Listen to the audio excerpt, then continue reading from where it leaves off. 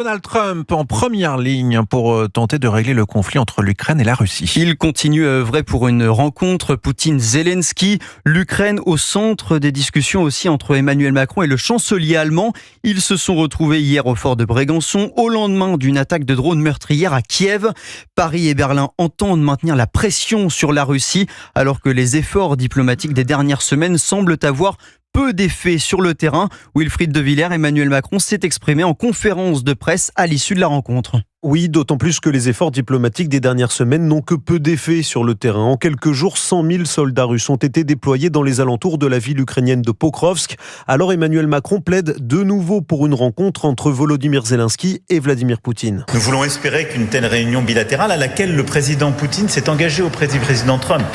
Si nous devions constater la semaine prochaine qu'une fois encore, après des mois de promesses non tenues, ça n'était pas le cas, nous plaiderons très clairement pour que des sanctions primaires et secondaires soient prises qui contraignent davantage la Russie et la conduisent à revenir autour de la table des discussions. Le travail diplomatique se poursuit. Les prochains jours seront déterminants, assure le président français, alors qu'une nouvelle rencontre doit avoir lieu entre Volodymyr Zelensky et les pays de la coalition des volontaires alliés de Kiev. C'est à cette occasion peut-être que les Européens présenteront les garanties de sécurité pour l'Ukraine sur lesquelles ils travaillent depuis des semaines.